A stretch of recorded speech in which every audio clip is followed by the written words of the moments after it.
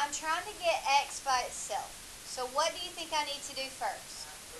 Correct, because this minus 3 is not trapped up under the cube root. So we can go ahead and move it to the other side by adding it over.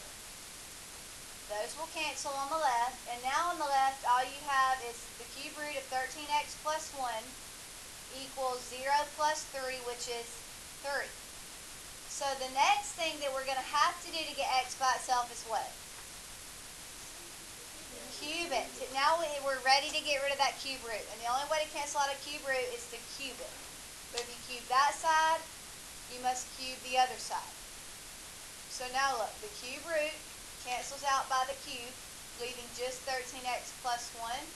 And on the right side, what does 3 cubed become? 27. And now you just have a two-step equation. What do we do now to solve? Subtract 1. And that leaves us 13x equals, and then what do we do? And so x equals 2.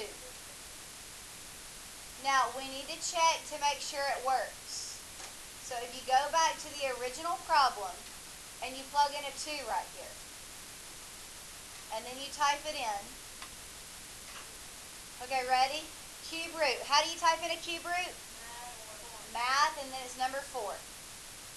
And then up under it, 13x, but in place of x, we're saying it equals 2. So we're going to sub in a 2 for the x, and then plus 1. And then on the outside of the root, minus 3. And when I hit enter, if I've done this problem right, I should see a 0. And I do, so that means I did it right. It worked when I plugged in the 2. Pay attention. Today won't be hard if you just pay attention. Number 2, what do you think I need to do first? Right, there's something outside of the root that's not being trapped, so we can get rid of the 4. And since it's touching, that means multiplication, so you want to do it by dividing both sides by 4. They'll cancel out over here, leaving the cube root of x plus 2. And on the right side, 16 divided by 4 is 4. Now what do I need to do? Cube it to get rid of the cube root. And if you cube one side, you must cube the other. Those cancel each other out, and so now we just have x plus 2 equals 64. And now the last step to solve for x is, and so x equals 62. Okay, now let's check to make sure we did it right. If I plug in a 62 right here, now watch when I type it in the calculator. 4, and then cube root, and then up under it, 62 plus 2. And then what should I get when I hit enter? And I do. See, it said it equals 16, and it did make it 16. So that means I did it right. 62 is the right number. Okay, on number 3, it's just a typo. They didn't type the 3 right there for the cube root, so go ahead and add that on your paper. And then once you add that little 3 in, turn to the back.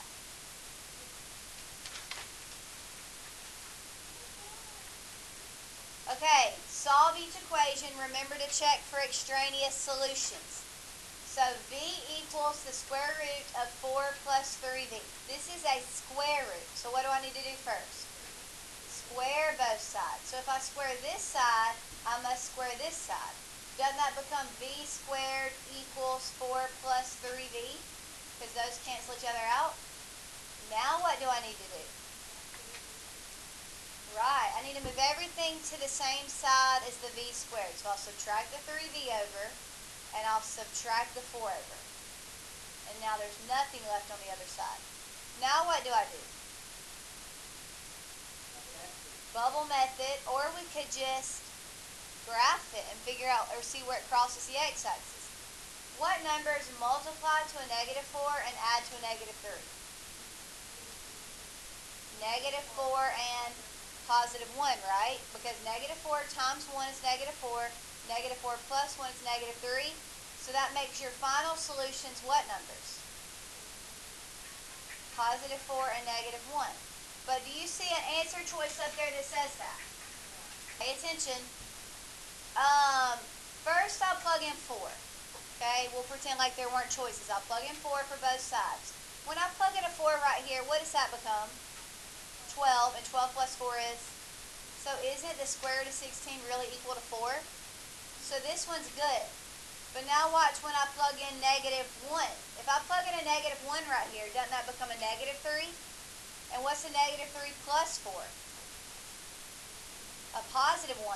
But then remember, b equals negative 1. So does that make sense? Negative 1 equals the square root of 1? No, you can never get a negative answer when you square root something. So that's why that one didn't show up in the answer choices, because it's extraneous.